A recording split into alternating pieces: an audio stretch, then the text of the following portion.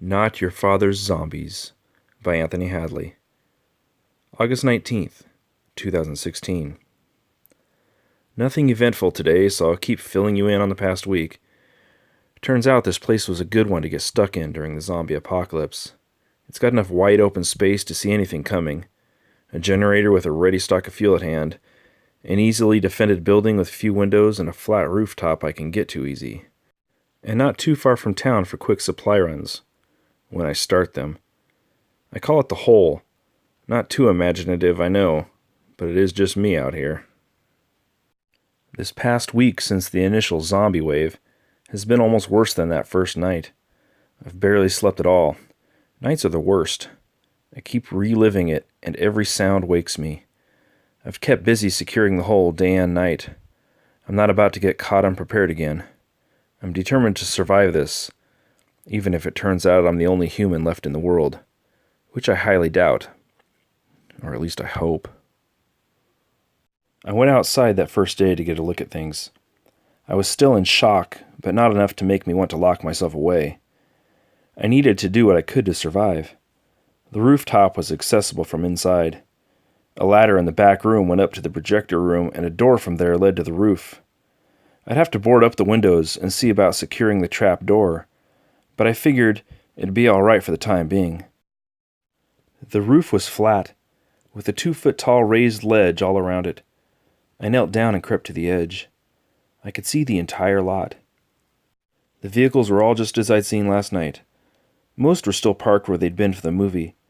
There were a few collisions throughout the lot where people had apparently tried to flee, including a pile-up at the exit. The only movement I saw was a lone zombie pinned in the wreckage at the exit.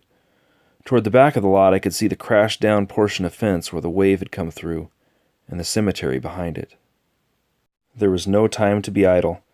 I didn't have time to be depressed over losing Patrice, and probably my mom, and everyone else I knew. If I was going to survive, I needed to get to work and keep busy. I made an inventory of supplies in the hole and lists of what I needed to get done, and what I should loot from the cars.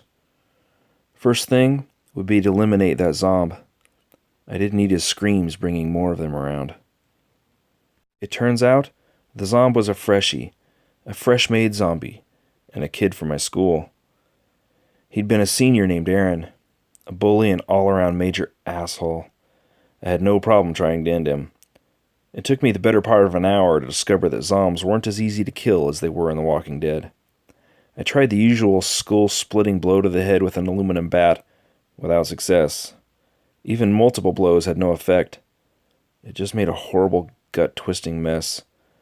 Then I remembered how the North Face zombie had sucked at the neck of a concession kid, and it gave me an idea. I left the remains of Zomb Aaron and dug through about a dozen trucks until I found something that would work. I'm so glad I have a strong stomach. It took me quite a few blows with the hatchet to take Zomb Aaron's head off, but it did the trick. The body went limp and the head stopped moving. Actually, a lot less messy than the bat had been. No blood spraying everywhere like you'd think. Just a black tarry ooze. I left him there, figuring I'd deal with him later, and went back to the hole. I spent most of that first day stocking up on water. There were cases of bottled water in the storeroom, but that would only last so long, and who knew when the water would stop flowing from the taps. I filled every water jug, bowl, and container I could find, including dozens of large soda cups. Then I filled the sinks. It was enough to last quite some time. A couple weeks, or maybe a month, I hoped, once the water stopped. Hopefully more if I rationed. Then I'd have to use the bottles. A pile of lumber in a small shed out back by the restrooms gave me all I needed to board up the doors and windows. It took me the rest of the day to secure the building enough to hold back any zombies that might wander by, but it was good. I figured it would be safer just using the roof access and the ladder down the back of the building. I spent the next day stripping the cars of practically everything that wasn't bolted down.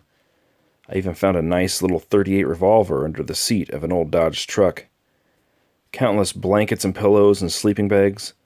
Quite a bit of food, some of it no longer any good. Various flashlights, tools, knives, bats, and 100 other things I thought might come in handy. I also found a good deal of alcohol, and one bottle of Pinot Noir that Patrice would have loved.